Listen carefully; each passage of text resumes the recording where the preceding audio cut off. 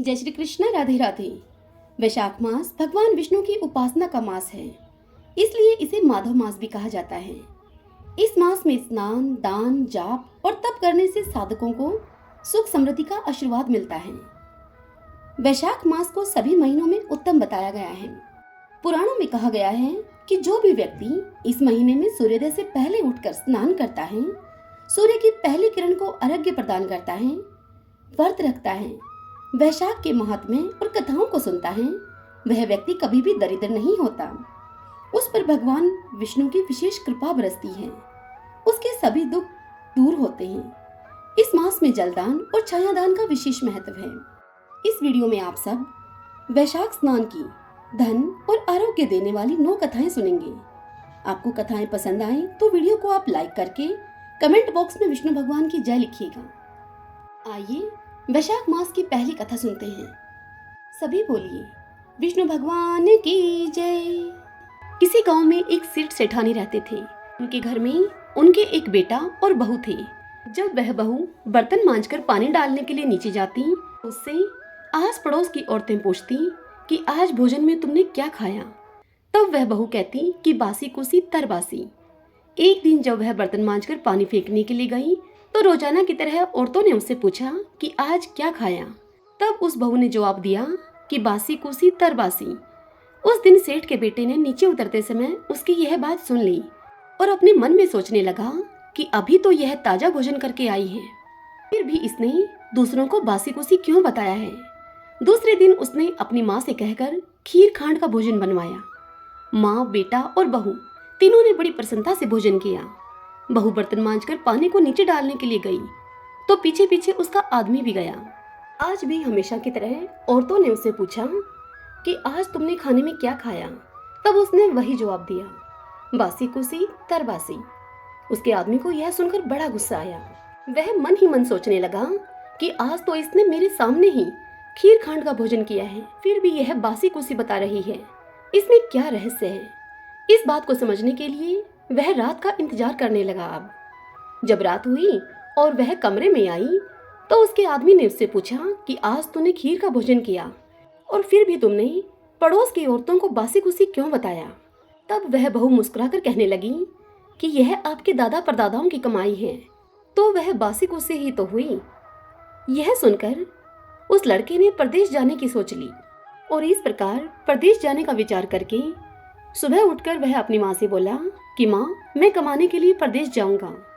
तब उसकी माँ ने कहा कि बेटा, हमारे पास तो बहुत सा धन है, तुझे प्रदेश जाने की क्या आवश्यकता है। लेकिन वह नहीं माना और माँ की आज्ञा लेकर वह कमाने के लिए प्रदेश चला गया। वहाँ उसको एक सेठ के यहाँ नौकरी मिल गई। कुछ समय में ही उसने सारा कामकाज संभाल लिया और सेठ का विश्वास पात्र बन गया। सेठ अपना सारा कारोबार उसे सौंपकर तीर्थ यात्रा पर चला गया। इधर सास ने बहू से कह रखा था कि परिंदे का पानी और चूल्हे की आग कभी बुझने मत देना, परंतु एक दिन चूल्हे की आग बुझ गई। अब वह बहू पड़ोसन के घर आग लेने के लिए गई। तब उसने देखा कि पड़ोस की औरतें वैशाख की चौथ माता की पूजा कर रही थीं। तब उसने उनसे पूछा कि आप यह किस माता का पूजन कर रही हैं और इस पूजा को करने से क्या फल मिलता है। तब पड़ोसन ने कहा कि यह चौथ माता का व्रत है। इस व्रत को करने से स्त्रियों को अखंड सौभाग्य, उत्तम रूप, सुख, गुणवान संतान और बिछड़े का मिलन होता है। तब उसने बताया कि मेरे पति प्रदेश गए हैं, मैं भी चौथ माता का व्रत करना चाहती हूँ, पर मेरी सास मुझे घर से बाहर निकलने ही नहीं देती, तो मुझे कैसे मालूम चलेगा कि चौथ माता का व्रत कब आया।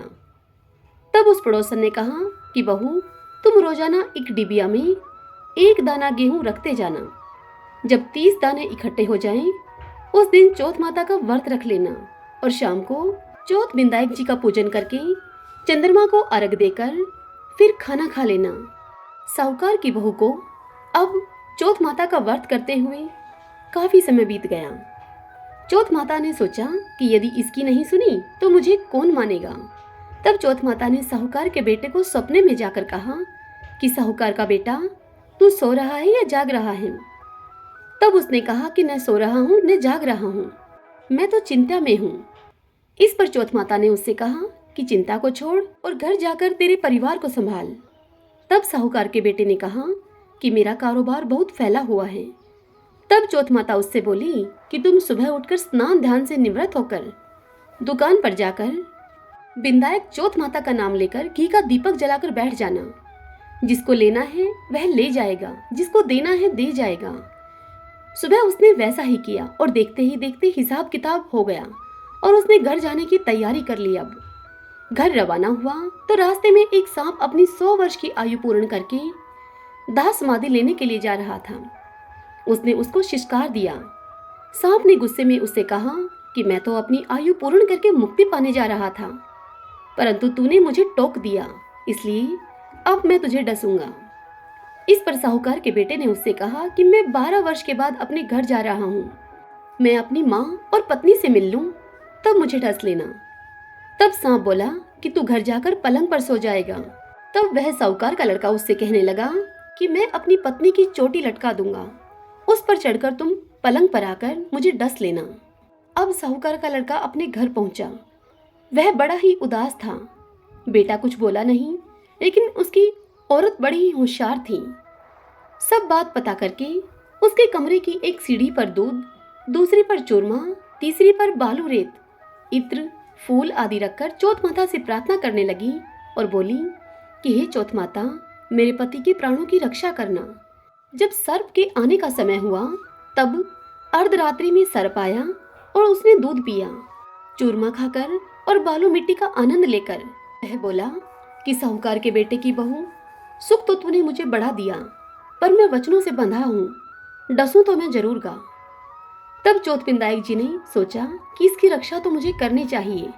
तब चौथ माता तलवार बनी और बिंदायक जी ढाल बने और सांप के टुकड़े टुकड़े हो गए।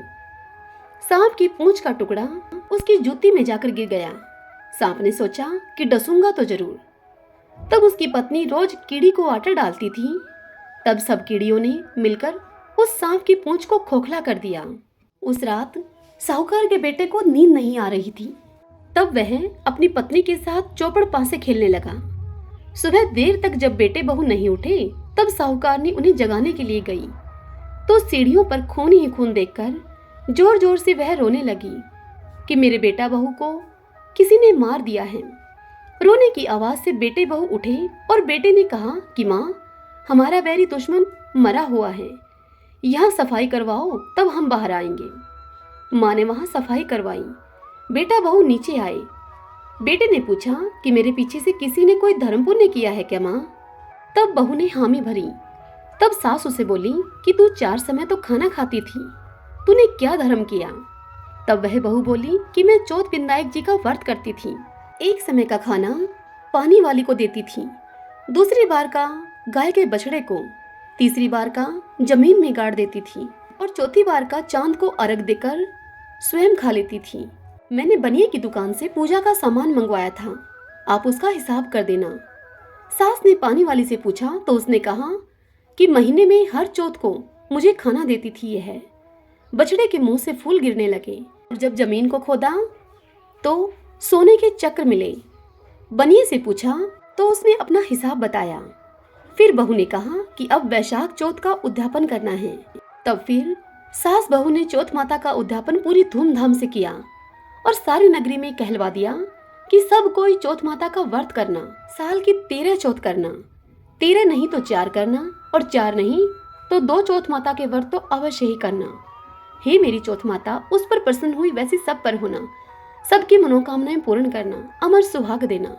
वैशाख स्नान की दूसरी कहानी सुनते हैं। प्राचीन काल में एक लड़की का जन्म राक्षस कुल में हुआ जिसका नाम वृंदा था। दैत्यराज कालनेमी जैसे राक्षस परिवार में पैदा होने के बाद भी वृंदा भगवान विष्णु की पूजा किया करती थी। जब वृंदा बड़ी हुई तो उसकी शादी जालंधर नामक दैत्य से हो गई। जालंधर काफी शक्तिशाली राक्षस था जिसका जन्म भगवान शिव के तेज के कारण समुद्र से हुआ था। बलवान होने के कारण जालंधर को दैत्यों का राजा बनाया गया। वृंदा से शादी करने के बाद जालंधर की शक्ति और पराक्रम बढ़ता ही गया। उसे किसी भी तरह से हराना मुश्किल था। जालंधर के बढ़ते अहंकार और आतंक से सभी देवता परेशान थे। जालंधर की बढ़ती हुई ताकत के पीछे उसकी पत्नी वृंदा की विष्णु भक्ति और सतीत्व था।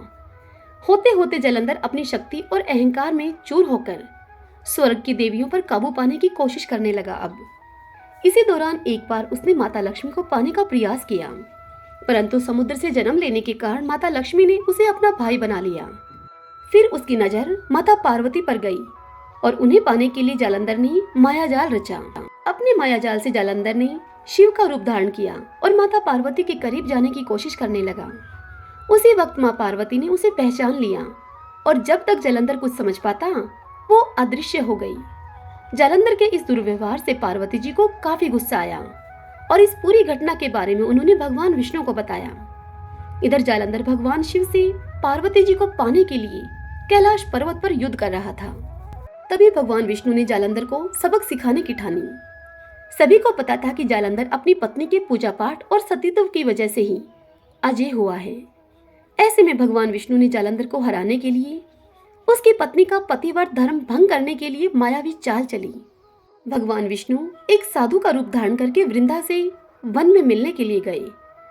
उनके साथ 2 मायावी राक्षस भी थे, जिन्हें देखते ही वृंदा डर गई। तभी भगवान विष्णु ने उन दोनों राक्षसों का वृंदा के सामने ही वध कर दिया। वृंदा यह देखकर समझ गई कि ये कोई आम व्यक्ति नहीं है। उसी पल वृंदा ने साधु से अपने पति के बारे में पूछा। साधु बने हुए भगवान विष्णु ने अपनी माया शक्ति से 2 बंदर प्रकट किए। दोनों बंदरों के हाथ में जालंधर का सिर और धड़ था। यह देखते ही वृंदा बेहोश हो गई। कुछ समय के बाद होश में आने पर वो साधु से अपने पति को दोबारा जिंदा करने की प्रार्थना करने लगी। वृंदा की विनती सुनकर उसकी आंखों के सामने ही साधु ने अपनी माया से जालंधर के कटे हुए शरीर के हिस्सों को जोड़ दिया और स्वयं उस शरीर में समा गए। वृंदा को जरा सा भी अंदाजा नहीं था कि उसके साथ ऐसा छल किया गया है। जालंधर का रूप धारण किए हुए विष्णु जी को वृंदा अपना पति समझकर रहने लगी। वृंदा के ऐसा करने से उसका सतीत्व भंग हो गया, जिसके बाद जालंधर कैलाश पर्वत में युद्ध हार गया। जब वृंदा को यह सच पता चला तो उसने गुस्से में विष्णु भगवान को पत्थर बनने का श्राप दे दिया। इस घटना के बाद वृंदा स्वयं सती हो गई। जिस स्थान पर वह भस्म हुई वहां तुलसी का पौधा प्रकट हुआ। विष्णु भगवान वृंदा के पति भक्ति से प्रसन्न हुए और उन्होंने कहा कि हे वृंदा, तुम्हारी पति भक्ति देखने के बाद मुझे तुम प्रिय लगने लगी हो। अब सदैव तुम मेरे साथ तुलसी के रूप में रहोगी। तुम्हारे तुलसी रूप का जो भी व्यक्ति मेरे शालिग्राम के साथ विवाह कराएगा उसे 1000 गुना यश और पुण्य प्राप्त होगा। जिस भी मनुष्य के घर में तुलसी का वास होगा उस घर में कभी भी असमय यमदूत नहीं आएंगे। आगे भगवान ने कहा कि तुलसी के पौधे की पूजा करने वालों को गंगा और नर्मदा में स्नान करने के बराबर पुण्य प्राप्त होगा। संसार में चाहे कोई भी मनुष्य कितना भी दुष्ट क्यों न हो, कितने भी पाप क्यों न किए हों, मृत्यु के दौरान उसके मुख में तुलसी और गंगा जल अवश्य दिया जाएगा। इससे वह अपने पापों से मुक्त होकर वैकुंठ धाम को जाएगा। इसके अलावा जो व्यक्ति तुलसी और आंवले के पेड़ की छाया में पितरों का श्राद्ध करेगा उसके पितरों को मोक्ष मिलेगा। वैशाख स्नान की तीसरी कथा। एक राजा था। वह वैशाख मास में प्रतिदिन ब्रह्मा मुहूर्त में उठकर गंगा जी में स्नान किया करता था। राजा का यह आदेश था कि मुझसे पहले गंगा जी में कोई भी स्नान नहीं करेगा। राजा जब गंगा जी में स्नान करने के लिए जाते तो उन्हें प्रतिदिन शांत जल के स्थान पर हिलता हुआ जल अर्थात हलचल युक्त जल दिखाई देता था। तब राजा को यह संदेह होता था कि निश्चय ही मुझसे पहले कोई प्रतिदिन गंगा जी में स्नान करता है। इसलिए राजा ने नदी के तट पर 2 पहरेदार बिठा दिए। गंगा जी के तट पर एक वृक्ष था। उस वृक्ष पर एक बंदरिया रहती थी। वह बंदरिया प्रतिदिन राजा के स्नान करने से पहले ही गंगा जी में स्नान करके वापस वृक्ष पर जाकर बैठ जाती थी।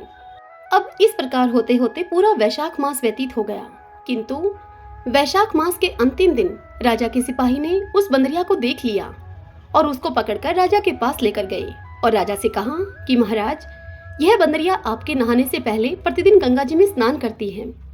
उधर राजा की यह प्रतिज्ञा थी कि यदि कोई भी स्त्री मुझसे पूर्व गंगा जी में स्नान करती होगी तो मैं उसके साथ विवाह कर लूंगा। इसलिए अब राजा को बांदरी के साथ विवाह करना ही पड़ा। वैशाख स्नान के पुण्य से बांदरी के गर्भ ठहर गया। 9 मास पूर्ण होने पर बांदरी ने राजा से पूछा कि महाराज, शिशु के जन्म के समय मुझे क्या करना चाहिए। तब राजा ने महल में एक घंटी लगवा दी और बांदरी से कहा कि जब तुम्हें दर्द हो तो तुम इस घंटी को बजा देना, मैं संपूर्ण प्रबंध अपने आप कर दूंगा। राजा की अन्य रानियां भी थीं, उनकी कोई भी संतान नहीं थी। बांदरी को गर्व है, यह समाचार जानकर अन्य रानियां मन ही मन उस बांदरी से अब ईर्ष्या करने लगी और भावी संतान का नाश करने के लिए विभिन्न योजनाएं बनाने लगी।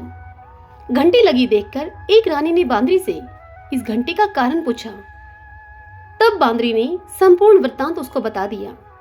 रानी ने उसे बहकाया और उससे कहा कि शिशु जन्म से पहले इस घंटी को एक बार बजा कर तो देख ले, राजा जी आते हैं या नहीं। बांदरी ने घंटी बजाई। तब राजा दौड़े दौड़े महल में आए और घंटी बजाने का बांदरी से कारण पूछा।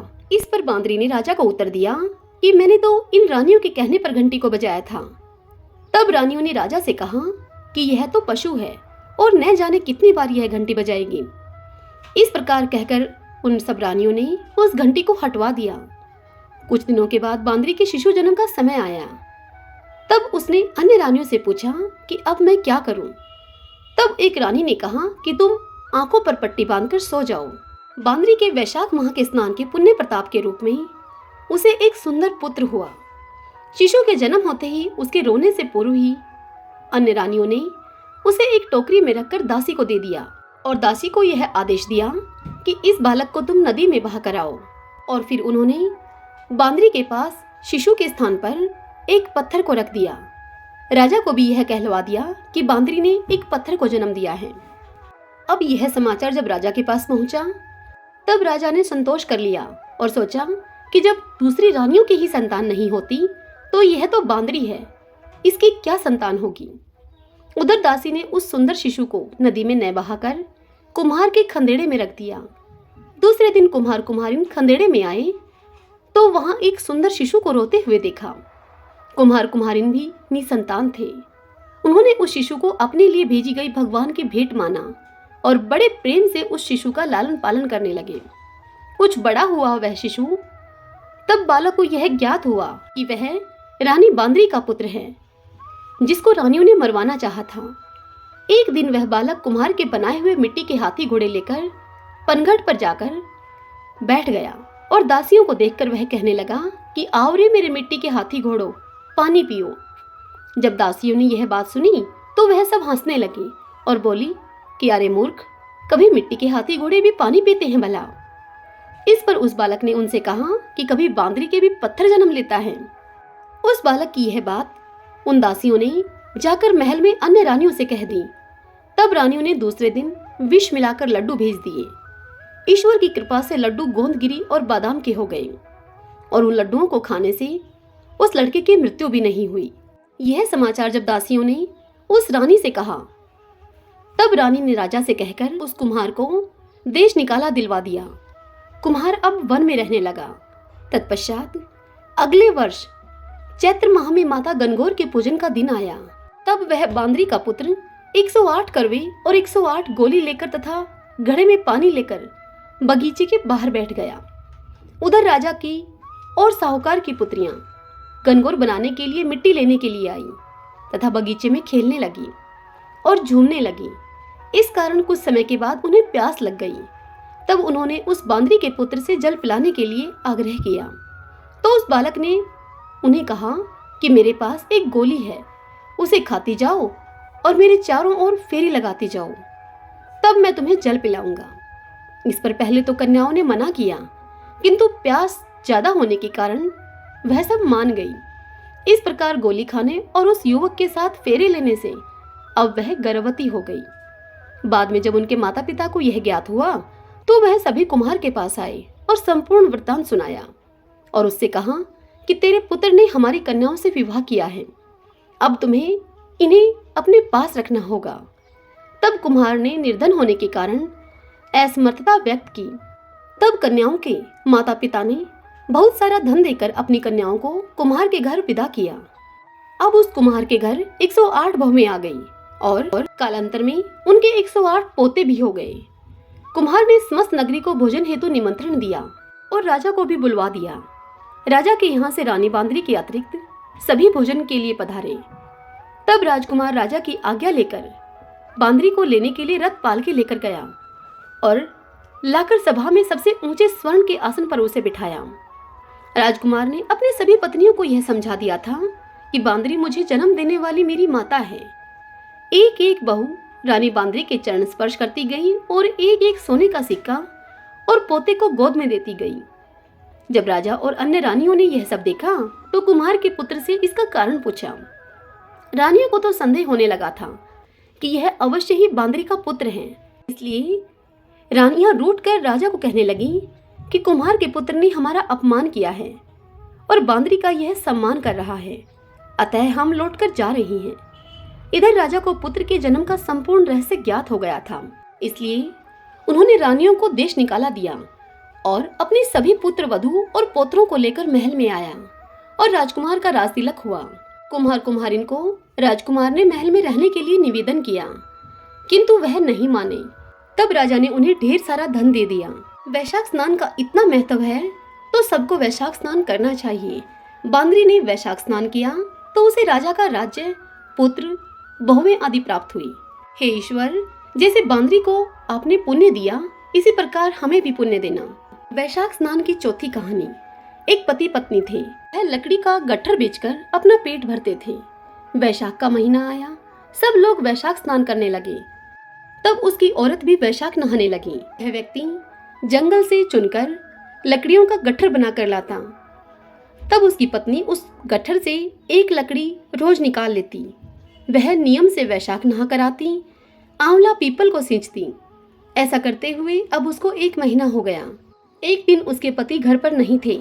तब वह बची हुई एक एक लकड़ियों का गट्ठर बनाकर बाजार में बेचने के लिए गई। भगवान का नाम लिया उसने। तब वह लकड़ियां चंदन की हो गई। राजमहल से होकर वह गुजरी तो राजा को चंदन की खुशबू आई। तब उस राजा ने पूछवाया कि इन लकड़ियों की क्या कीमत है, इनकी तुम क्या कीमत लोगी।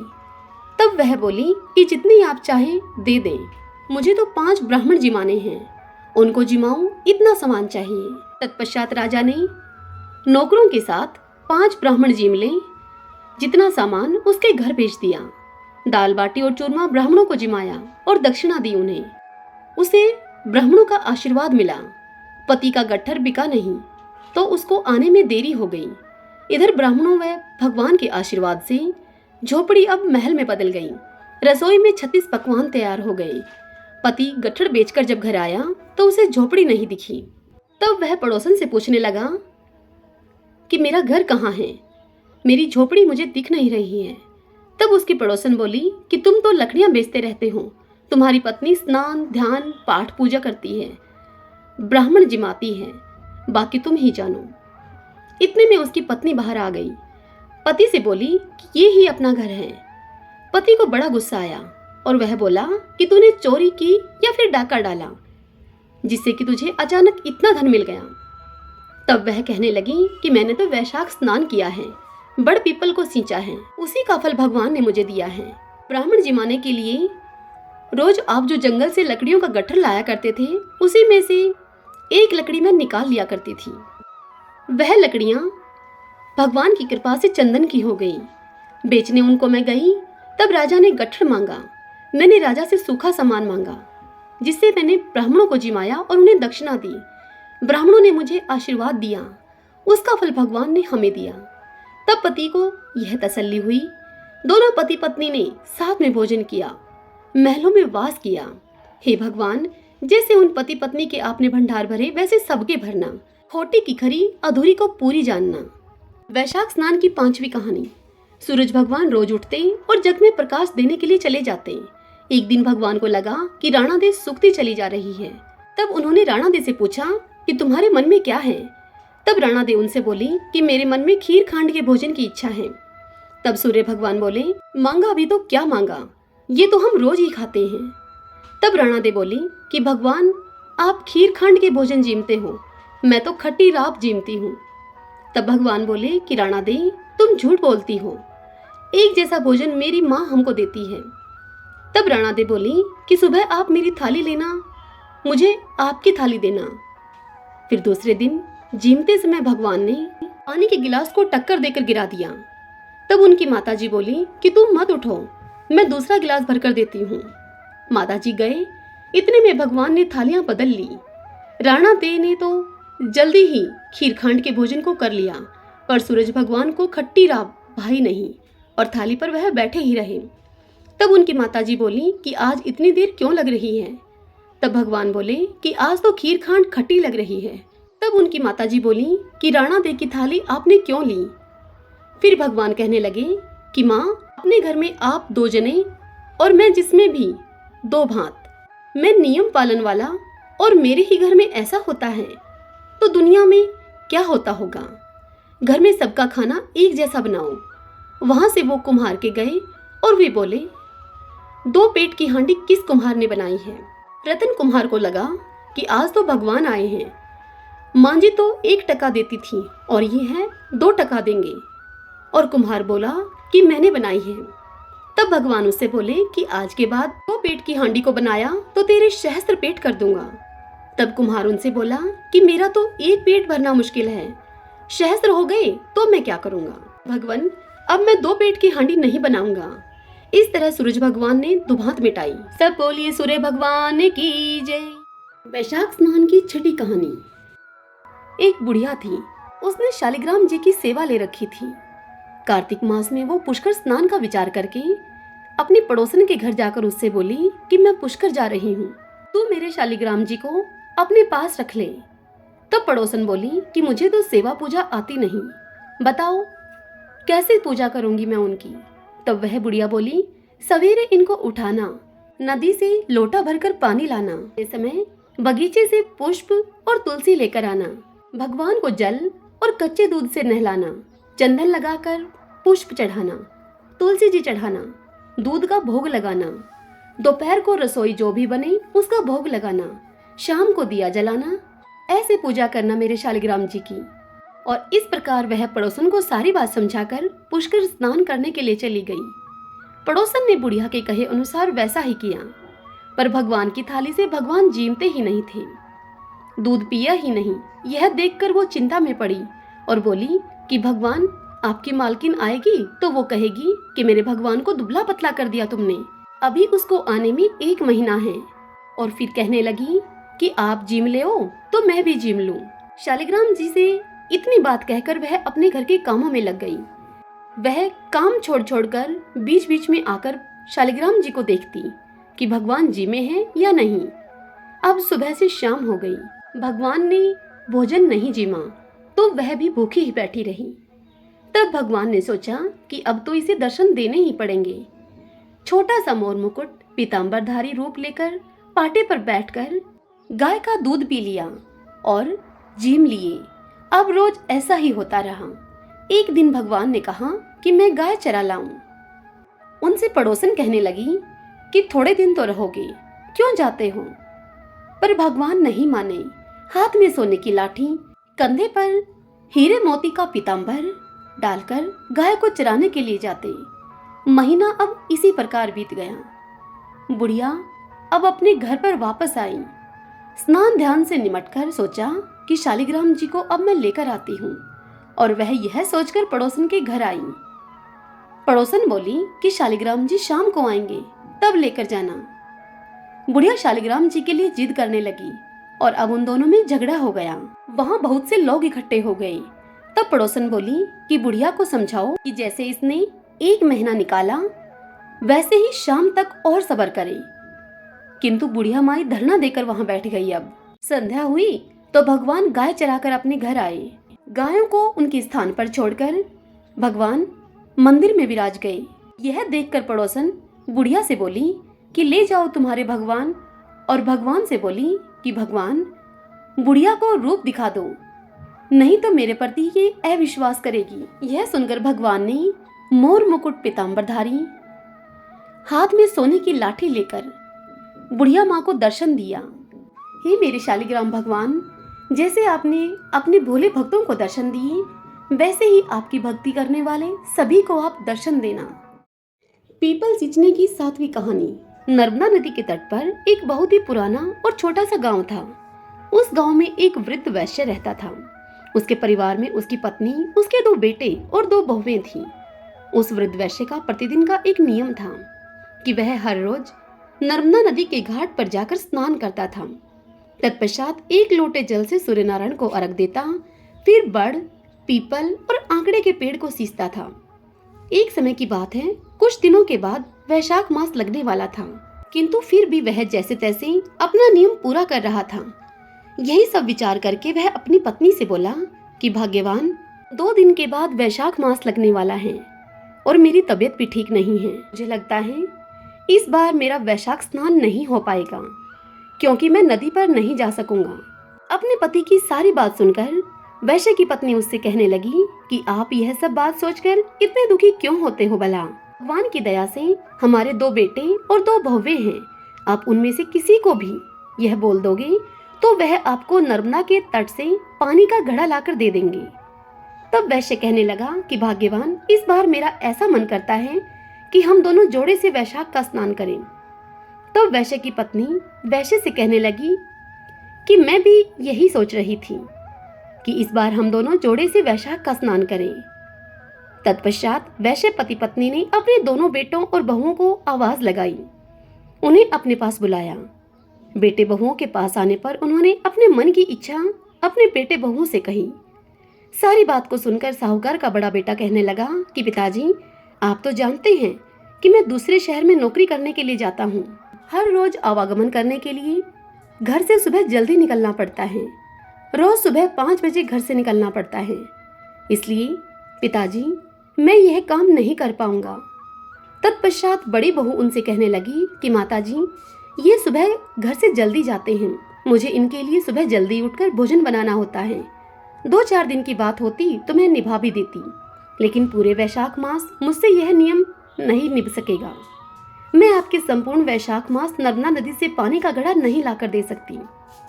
यह बात सुनकर दोनों वैश्य दंपति अब विचार मगन हो गए। उन दोनों को दुखी देखकर वैश्य का छोटा बेटा और बहू कहने लगे कि माताजी और पिताजी, आप चिंता मत कीजिए, हम दोनों आप दोनों के लिए नर्मदा नदी से प्रतिदिन 1-1 पानी का घड़ा लाकर दे दिया करेंगे।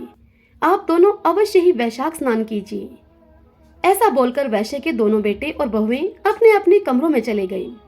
तत्पश्चात वैश्य दंपति का छोटा बेटा अपनी पत्नी से कहने लगा कि सुशीला, मेरे मन में एक विचार आ रहा है। तब उसकी पत्नी बोली कि बताइए। तब वह कहने लगा कि हम वैशाख मास में प्रतिदिन माँ पिताजी के स्नान करने के लिए नर्मदा नदी से जल लेकर आएंगे। क्यों ना हम भी वैशाख का स्नान करें? यह सुनकर उसकी पत्नी बोली कि यह बात आपने 16% सही बताई है। अब हम भी जोड़े से वैशाख का स्नान करेंगे। तब उन दोनों ने यह बात बाहर आकर अपने माता और पिताजी से कही। पिताजी और माताजी दोनों ही यह सुनकर बड़े खुश हुए।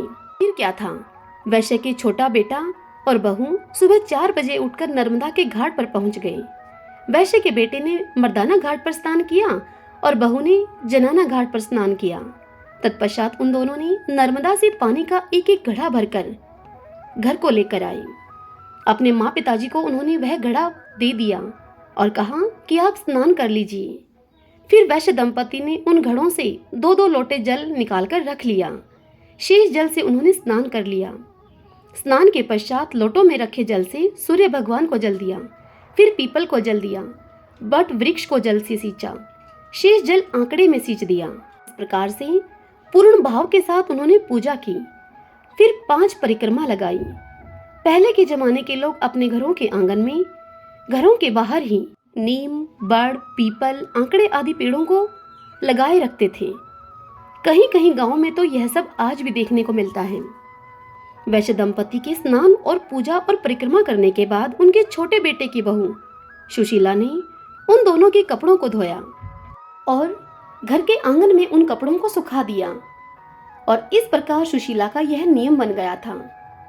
और फिर वह उन्हें चाय बनाकर देती, फिर उनके लिए भोजन बनाती। इस प्रकार पूरा वैशाख मास बीत गया। अब वैशाख पूर्णिमा का दिन आया। तब वैश्य दंपति अपने छोटे बेटे और बहू से कहने लगे कि तुम दोनों ने भी हमारे साथ वैशाख का स्नान किया है। वैशाख स्नान के संपूर्ण फल को पाने के लिए हमें 2 जोड़े ब्राह्मण ब्राह्मणी को खाना खिलाना चाहिए। फिर वह बहू से बोले कि बहू, कल तुम बड़ा भोजन अर्थात सब्जी पूरी, खीर, हलवा, कचौरी, मालपुआ आदि सब कुछ बना लेना। सब भोजन शुद्ध और स्वादिष्ट हो, हम उन्हें भोजन कराएंगे, कपड़े और दक्षिणा आदि भी देंगे। इसलिए कल तुम गांव से 2 ब्राह्मण और 2 ब्राह्मणी के जोड़ों को अपने घर पर ले आना। तब वैश्य के बेटा और बहू कहने लगे कि पिताजी, माँ, जैसा आपने कहा हम वैसा ही करेंगे। फिर क्या था, वृद्ध वैश्य के छोटे बेटे की बहू दूसरे दिन सुबह जल्दी उठी। उसने वैश्य के कहे अनुसार बड़ा भोजन बनाया। फिर वह 2 ब्राह्मण ब्राह्मणी के जोड़ों को बुलाने के लिए गांव की तरफ चल दी। सुशीला अभी आधे रास्ते में ही पहुंची थी कि उसे सामने से आते हुए 2 ब्राह्मण और 2 ब्राह्मणी दिखाई दिए। उन्हें देखकर वह बहू सोचने लगी कि शायद ये कोई तीर्थ यात्री हैं, गांव के तो लगते नहीं हैं। उसके मन में एक विचार आया। उसने सोचा कि क्यों ना मैं इन्हें भोजन के लिए आमंत्रित कर लूं। ये तीर्थ यात्री थके मांदे भी हैं और भूखे भी होंगे, क्यों न इन्हें ही भोजन करा दिया जाए। इन्हें भोजन करने की आवश्यकता भी है। यह सब मन में विचार करके सुशीला ने उन्हें प्रणाम किया और उनसे कहने लगी कि पंडित जी, आज वैशाख की पूर्णिमा के शुभ अवसर पर मेरी सास और ससुर 2 ब्राह्मण पति पत्नी के जोड़ों को भोजन कराना चाहते हैं। कृपा आप मेरे साथ हमारे घर पर भोजन करने के लिए चलिए। यह सब सुनकर वह पंडित और पंडितानी कहने लगे कि बेटी, हम तो तीर्थ यात्री हैं, हमें भोजन मिल जाए इससे अच्छी बात और क्या होगी।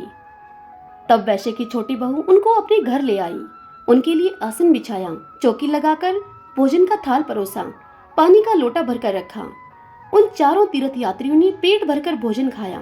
पश्चात वृद्ध वैश्य दंपति ने उन्हें कपड़े और दक्षिणा दी। वैश्य परिवार के सेवा भाव से प्रसन्न होकर उन चारों तीर्थ यात्रियों ने उन सबको ढेरों आशीर्वाद दिए। पश्चात वैश्य दंपति अपने छोटे बेटे और बहू से कहने लगे कि इनके चरण धोने के लिए जल लेकर आओ। माँ पिताजी की बात को सुनकर बेटा बहू चरण धोने के लिए जल लेने के लिए घर के भीतर कमरे में चले गए। उधर वैश्य दंपति चरण पोंछने के लिए गमछा लाने के लिए अंदर चले गए।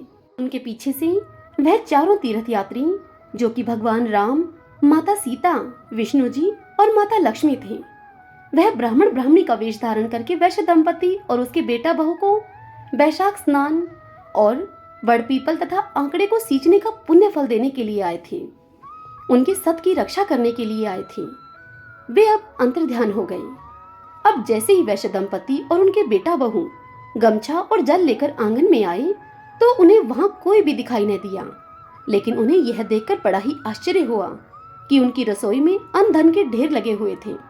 जैसे ही वैश्य दंपति ने भोजन की चौकी हटाई तो उन्हें और भी अधिक आश्चर्य हुआ। जहाँ राम और सीता बैठे हुए थे वहां पर भगवान राम के चरण और धनुष के चिन्ह अंकित थे, और जहाँ माता सीता बैठी थी वहां सोने के मोहरों की थैली पड़ी थी। जहाँ भगवान विष्णु बैठे थे वहां चक्र का चिन्ह अंकित था, और जहाँ पर माता लक्ष्मी बैठी थी वहां पर हीरे मोती सोने चांदी इत्यादि के आभूषणों की ढेरी पड़ी थी। अब यह खबर पूरे गांव भर में आग की तरह फैल गई कि वैश्य दंपति के घर में भगवान राम, माता सीता, भगवान विष्णु और माता लक्ष्मी प्रकट हुए हैं। अब तो वैश्य दंपति के घर गांव के लोगों का तांता लग गया था। अब जब वैश्य दंपति के बड़े बेटे और बहू को इस बात का पता चला तो उन्हें यह देखकर और सुनकर बड़ा ही आश्चर्य हुआ, और वह मन ही मन विचार करने लगे कि यदि हम भी वैशाख स्नान करते हैं, माँ पिताजी के लिए नर्मदा से जल लाकर देते तो आज हमें भी भगवान के दर्शन मिलते। उस दिन उस वैश्य दंपति ने पूरे गांव में यह ढिंडोरा पिटवा दिया कि वैशाख में स्नान करने, बड़ पीपल को सींचने, आंकड़े को सींचने और पूजन करने से घर से गरीबी दूर चली जाती है, घर में अन्न धन और सुख समृद्धि बढ़ती है। इसलिए यदि संपूर्ण वैशाख मास व्रत धारण करना संभव न हो तो वैशाख में सूर्योदय से पहले उठकर स्नान करने के बाद बड़, पीपल और आंकड़े की पूजा अवश्य करनी चाहिए। तुलसी जी को सींचना चाहिए। ऐसा करने से घर की गरीबी दूर होती है। हे मेरे बड़, पीपल और आंक में वास करने वाले देवता, हे मेरे वैशाख देवता, जैसा सुख आपने वैश्य दंपति और उसके छोटा बेटा और बहू को दिया, ऐसा ही सुख जो आपका पूजन करें उन सबको देना। आपकी यह कथा जो भी कहे, सुने, हुकारा भरे, उन सब पर आप अपनी कृपा करना, उन सबको सुख देना, सबकी दरिद्रता दूर करना, सबकी मनोकामनाएं पूर्ण करना। सब बोलिए वैशाख देव भगवान विष्णु की जय। वैशाख स्नान की 8वीं कहानी। किसी गांव में एक भाई बहन रहते थे। भाई की शादी हो गई थी लेकिन उसकी बहन की अभी तक शादी नहीं हुई थी। बहन का नाम था पोपाबाई। पोपाबाई हमेशा व्रत और नियम किया करती थी। एक दिन उसके भाई भाभी ने उससे शादी करने के लिए कहा। तब उसने शादी के लिए मना कर दिया। उसने अपने भाई भाभी से कहा कि मेरे रहने के लिए गांव से बाहर आप एक झोपड़ी बनवा दो।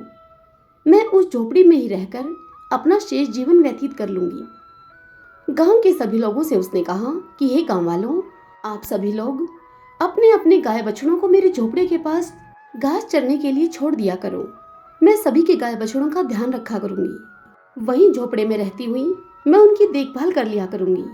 जो भी बचा कुचा खाना हो तुम्हारे घर में वह मेरे लिए भेज देना।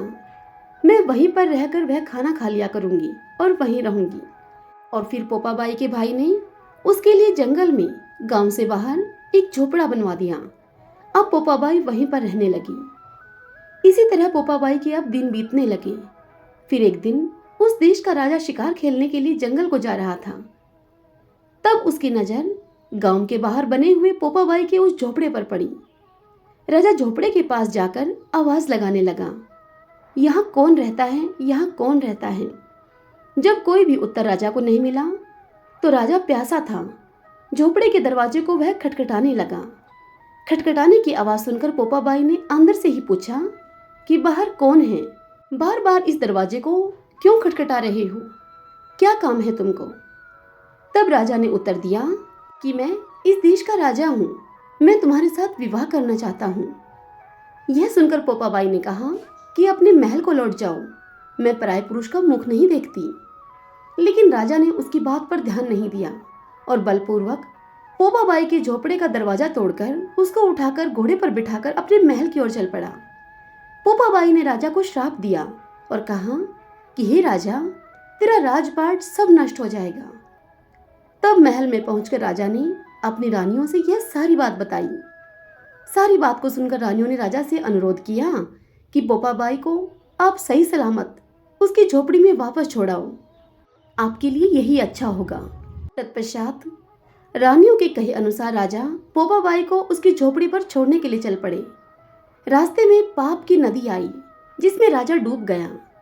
पोपाबाई मृत्यु के बाद धर्मराज जी के दरबार में पहुंची। वहां धर्मराज ने उसे स्वर्ग का राज दिया। किसी गांव के एक सेठ सेठानी की मृत्यु हुई। तब वे दोनों मृत्युलोक से स्वर्गलोक को आए, लेकिन स्वर्ग का दरवाजा बंद पड़ा था। उन दोनों ने धर्मराज जी से स्वर्ग का द्वार खोलने के लिए विनती की। तब धर्मराज जी ने उनसे कहा कि इस पर तो पोपाबाई का राज है। यह सुनकर स्वर्ग के द्वार पर खड़े हुए सेठ सेठानी ने धर्मराज से कहा कि हम तो पोपाबाई को नहीं जानते। यह सुनकर धर्मराज ने साहूकार साहूकारनी से कहा कि मैं तुम दोनों को 7 दिन के लिए मृत्युलोक में भेजता हूँ। वहां जाकर तुम दोनों 8 खोपरे से राई भरकर उसके ऊपर 5 कपड़े रखकर कहानी सुनना और उद्यापन करना और इस प्रकार से कहना कि राज है पोपाबाई का, लेखा लेगी राई राई का। बोलिए पोपाबाई की जय। वैशाख स्नान की 9वीं कथा सुनते हैं। एक माँ थी, उसके एक बेटी और एक बेटा, 2 छोटे छोटे बच्चे थे। माँ बड़ी गरीब थी, वह मजदूरी करके अपना गुजारा चलाती थी। समय बीतने के अनुसार धीरे धीरे वह बच्चे अब बड़े होने लगे। बेटी शादी के योग्य होने लगी। माँ अब बूढ़ी हो गई। माँ ने अपने बेटे से कहा कि बेटा, तेरी बहन अब बड़ी हो गई है, अतः तुम्हारे जैसा घरवर देखकर उसके समय रहते शादी कर देना। ऐसा कहकर वह माँ तो कुछ दिनों के बाद मर गई। भाई अब गांव गांव घूमता रहा, लेकिन बहन के योग्य उसे कोई भी वर नहीं मिला। वह घूम घूम कर अब थक गया। बैठे बैठे एक दिन उसने सोचा कि मैं ही इससे शादी कर लूं। मेरे जैसा योग्य वर तो कहीं है ही नहीं। यही सब बात सोचकर वो भाई चुनरी और शादी का बाकी सामान बाजार से ले आया। भाई के हाथ में सामान देखकर उसकी बहन उसे बोली कि भाई, यह सब सामान क्यों लाए हो। तब वह भाई बोला कि बहन, तेरी शादी है। मोहल्ले वालों ने बहन से कहा कि तुम्हारा भाई ही तुमसे शादी कर रहा है। तब बहन ने अपने भाई से पूछा कि भाई, मेरी शादी तुम किससे कर रहे हो। भाई कुछ नहीं बोला तो बहन सब कुछ समझ गई। उसने एक लोटा लिया हाथ में, चुनरी ली और चप्पल पहनकर जंगल की ओर चलने लगी। वहां जंगल में कुछ ग्वाले अपनी गायों को चरा रहे थे। उस लड़की को रोती हुई देखकर और जंगल में जाती हुई देखकर उन ग्वालों ने उस लड़की से पूछा कि तुम कौन हो, तुम जंगल में क्यों जा रही हो। यह सुनकर भी उसने कुछ उत्तर न दिया। वन में जाकर वह धरती माता को अब पुकारने लगी और रोती रोती कहने लगी कि हे माँ, तू ही मेरी लाज रखना, नहीं तो अन्याय हो जाएगा। माँ, मैं क्या करूं, मुझे अपनी गोद में ले लो, नहीं तो यहाँ पर मैं मर जाऊंगी। यह सुनकर करुणार हृदय धरती माँ फटी। तब उस बहन ने एक तरफ लोटा, चुनड़ी और चप्पल रख दिए और अब वह धरती माँ में समाने लगी। इतने में ही दौड़ता हुआ उसका भाई जंगल में आ पहुंचा। सभी ग्वाले जंगल में गांव के ही थे। उनको देखकर वह भाई कहने लगा कि क्या तुमने मेरी बहन को जंगल में देखा है, वह किस तरफ गई है। यह सुनकर ग्वालों ने उसे कहा कि तेरी बहन उधर गई है। अब वह भाई बहन बहन पुकारता हुआ दौड़ा तो बहन धरती माँ के अंदर समा रही थी। थोड़े बाल ही बाहर दिख रहे थे। उसने बहन के बाल मुट्ठी में पकड़े और जोर जोर से रोने लगा। वह बोला कि बहन, तू सत के लिए धरती माँ की गोद में समा गई, मेरी बुद्धि तो भ्रष्ट हो गई थी। माँ का वचन निभाने के लिए मेरे जैसा वर मुझे कोई न मिला, इसलिए ऐसा विचार मेरे मन में आया। और यह बोल बोल कर वह भाई अब पछताने लगा। लेकिन अब तक धरती माँ ने सत्य के लिए बेटी को अपनी गोद में समा लिया था। जो बाल बाहर थे वो दूब बन गए। इसलिए जो औरतें धरती माता की कहानी सुनती हैं, लोटा, चप्पल, चुनड़ी, एक बर्तन में हरे मूंग, एक लड्डू कुंवारी कन्या को देंगी, उनको धरती माता सुखी रखेगी। सब बोलिए धरती माता की जय।